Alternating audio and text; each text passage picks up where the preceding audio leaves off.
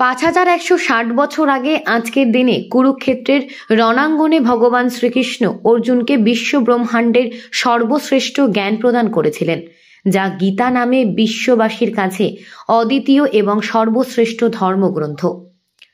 আজ শ্রীমদ্ ভগবদ গীতার 5160তম বার্ষিকী।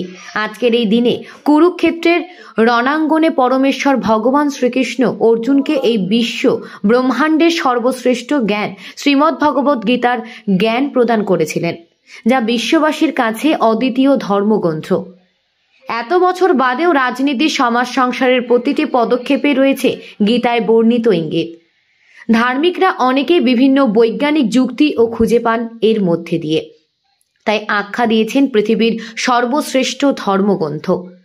ইসকনের প্রধান কেন্দ্র নবদ্বীপ মায়াপুরে পালিত হল 27তম গীতা জয়ন্তী মহোৎসব। উপস্থিত দেশ বিদেশের কয়েক হাজার ভক্ত।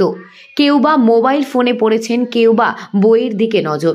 এমনইভাবে কয়েক হাজার মানুষের উপস্থিতিতে প্রতি বছরের ন্যায় এবছর ইসকনের প্রধান কেন্দ্র শ্রীধাম মায়াপুরে মহাসমারোহে যথাযথ মর্যাদার সঙ্গে পালন করা হল 27তম গীতা জয়ন্তী মহোৎসব।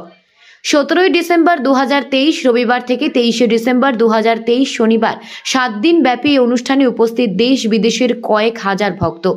শ্রীধাম মায়াপুর এখন বিশ্ববাসীর কাছে পারমার্থিক জ্ঞান আহরণের অন্যতম পীঠস্থান। ভক্তি বেদান্ত গীতা একাডেমি ভারতবর্ষে বিশেষত বাংলা, ইংরেজি ও হিন্দি ভাষায় গীতা স্টাডি কোর্সের মাধ্যমে শ্রীল প্রভুপাদের গীতা ও ভাগবত পড়ার সুবর্ণ সুযোগ করে দিয়েছে।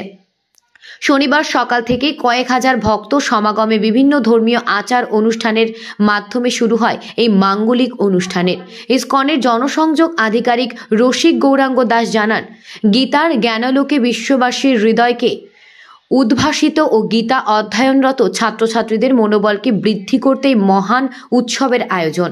পরমেশ্বর ভগবান শ্রীকৃষ্ণ আজ থেকে 5156 বছর পূর্বে হরিয়ানার কুরুক্ষেত্রের সমারাঙ্গনে অমিত শক্তিশালী ধনুর্ধর অর্জুনকে গীতার জ্ঞান দান করেছিলেন। এই শুভ তিথিতে পরমেশ্বর ভগবান শ্রীকৃষ্ণ হতাশাগ্রস্ত অর্জুনের মধ্যে জ্ঞানগর্ভ কথোপনথই গীতা, সেই জন্যই সেই ঐতিহ্য স্মরণ করে প্রতি বছর এই উৎসব পালন করা হয়। গীতাকে বলা হয় মানব ধর্মতত্ত্বের একটি সংক্ষিপ্ত পাঠ।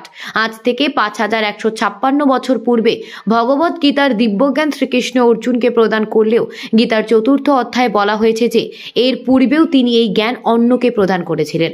ভগবত গীতা মানব জাতির জন্য কৃষ্ণের অন্যতম শ্রেষ্ঠ উপহার।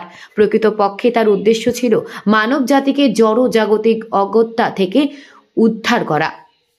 কুরুক্ষেত্রের যুদ্ধে অর্জুন যখন কৌরব পক্ষে তার আত্মীয়দের বিরুদ্ধে ধর্মযুদ্ধে অসমর্থ, তখন কৃষ্ণ জীবনের সত্য এবং কর্ম, জ্ঞান, ধ্যান এবং ভক্তির দর্শন তার কাছে ব্যাখ্যা করেছিলেন, যার ফলে বিশ্বের অন্যতম বড় ধর্মগ্রন্থ ভগবদ গীতা প্রকাশিত হয়।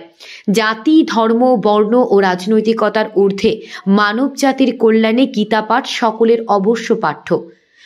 আত্মমুক্তি ও জগৎ কল্যাণ সাধনের জন্য গীতার অমৃতময় বাণী বিশ্বের দরবারে পৌঁছে দেওয়ার জন্য আমাদের এই সম্মিলিত প্রচেষ্টা। পাঠ্যপুস্তক হিসেবে শিক্ষা প্রতিষ্ঠান গীতা পাঠের জন্য সুশীল সমাজে এবং সরকারের কাছে আমাদের একান্ত অনুরোধ, আপনারাও এই শুভ উদ্যোগে সামিল হন।